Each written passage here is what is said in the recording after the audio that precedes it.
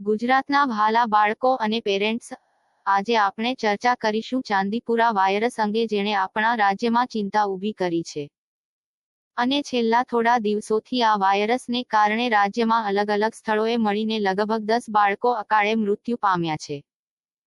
તો ચાલો ઝડપથી આ ખતરનાક બની રહેલા વાયરસ વિશે પ્રારંભિક માહિતી જાણી લઈએ, જેથી એને અટકાવી શકાય અને આપણા બાળકોને સુરક્ષિત કરી શકીએ. આ વાયરસ સૌ પ્રથમ અરવલ્લી જિલ્લામાં જાન્યુઆરી 2024માં બાળકોમાં જોવા મળ્યો હતો. ત્યારબાદ તબક્કાવાર સાબરકાંઠા, મહીસાગર અને રાજકોટ જિલ્લાઓમાં પણ કેસ સામે આવ્યા છે. હાલમાં રાજ્ય બહાર રાજસ્થાનના ઉદયપુર જિલ્લામાં પણ શંકાસ્પદ કેસ નોંધાયા છે. આ વાયરસ વિશે સંશોધન કરતી ટીમના કહ્યા મુજબ આ વાયરસ ધૂળમાં ઉડતી સેન્ડ ફ્લાય એટલે કે ધૂળની માખીઓથી ફેલાય છે અને તે 4 થી લઈને 14 વર્ષની વયના બાળકોને વધુ અસર કરે છે. અત્યાર સુધીમાં ગુજરાતમાં આ વાયરસથી 10 બાળકોના દુઃખદ મૃત્યુ થયા છે. હવે ચાંદીપુરા વાયરસના લક્ષણો જોઈ લઈએ. તાવ આવવો, ઝાડા ઉલટી થવા, શરીરમાં કંપારી થવી, બેભાન થઈ જવું.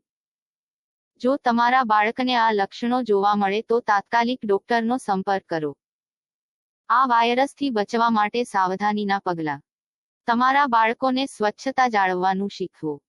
બાળકોને બહારથી લાવેલા ખાદ્ય પદાર્થો ખાવા દેશો નહીં.